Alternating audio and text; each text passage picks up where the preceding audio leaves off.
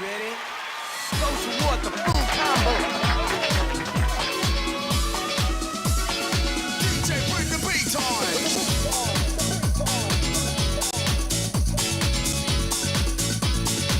And here we go.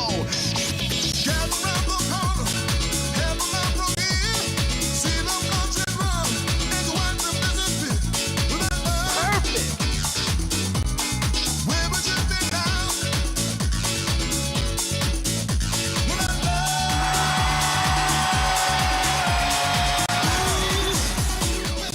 I said last time that DDRMAX was one of my favorite DDR games, but it was DDRMAX2 that is the first DDR that I played. And now that I start to look back between DDRMAX and DDRMAX2, I'm trying to think what would actually make one game stand out more than the other for me, and I really can't put my finger on what makes the game better. There are a handful of differences between Max 1 and Max 2 that would be very subtle to someone that didn't know the series or didn't play a lot of the games, but for someone that's played a lot of them, they can really see the difference. The first thing that stood out to me is the inclusion of a lot more songs with lyrics. And that's not really bad because pretty much every song has lyrics, but DDRMAX 2 starts the trend of American DDR games adding a lot more lyrical content to music instead of just good beats and nice rhythms. Now, these lyrical songs aren't bad, and in fact you could say some of them are better songs for the entire series, like Love at First Sight and Days Go By and Blow My Whistle Baby are very memorable, but for me, I really wanted those songs that had the nice beats from the first game, and there's a little bit less of them here, but still a good amount. Fortunately, that big transition into the Americanized DDR really doesn't happen until the next game in the series, which is DDR Extreme. Alright, all complaints aside, let's move on to why the game is a good game, and it goes back to what I said again about DDRMAX. The song selection is just so good. There's a lot of very memorable songs in the game that are some of the best that I've seen in the entire series. You've got classics like Breakdown,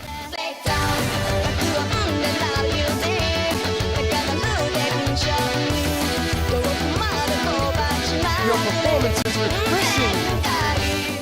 or Tsugaru.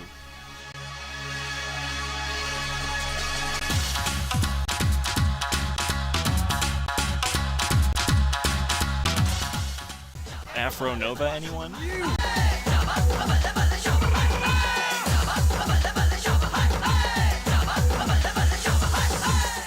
And let's not forget all of Captain Jack's songs.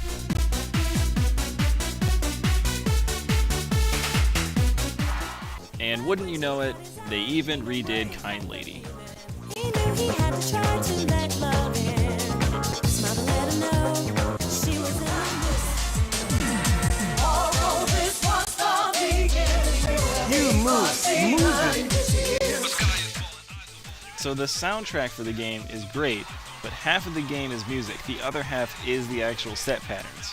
DDRMAX2 was a lot harder than DDRMAX1 because it did so much more. It was a lot more challenging. A few songs stood out as ones that did things that you didn't see in the first game. So take Captain Jack's In the Navy. Yeah, everyone knows the song, but in the game it used what would become known as gallop patterns, where it was a note followed by a quick 16th note that if you did it right, you had to sort of gallop from one foot to the next to get each beat. It was challenging, and if you didn't know what was going on, you would always get those notes wrong. But if you practiced and actually got it down, you actually felt like you were dancing, and it was really, really cool.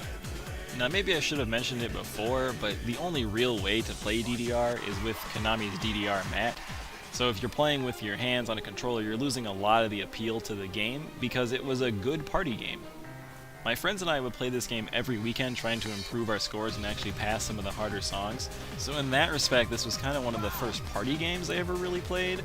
We would go over to my friend's house and play the game over and over. And this is before the Rock Band and Guitar Hero days where it was okay to kind of go over and play a music game. So you had to go over and play and look like a fool dancing around, and it was all sweaty and it wasn't that fun to, not be good at it because everyone would look at you and you look like a fool.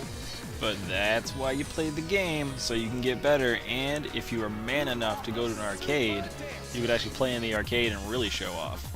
I remember this one guy at our local arcade who was pretty much a legend because people would talk about him at school like, did you hear that he passed this song? And like you'd go there and sure enough there his initials were in the game cabinet. But no one really knew who he was, so my friends and I would just be like, we have to be better than that person, and we would try to beat this figment of our imagination. I don't even know if he was real or not, but that was always fun, and you can't get that experience now because there's really no more arcades to do that in. So DDR sort of brought people together, and it really revived that arcade atmosphere that made it fun, which is what, you know, games need to be. Anyways, I digress. DDRMAX2 is one of the best DDR games that you can play, and if you can find it cheap, and especially if you can get a pad, then you really owe it to yourself to see why this is one of the better games, music games I should say, that really was ever released on the PS2 or otherwise.